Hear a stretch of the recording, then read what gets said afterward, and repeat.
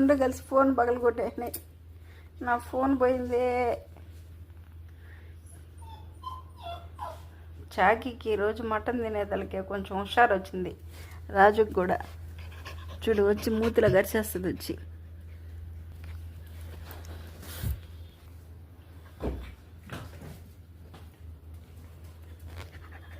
నన్ను వచ్చి కరవబాకండి నాయన, మీరా అట్ట పోయి కొట్టుకోండి.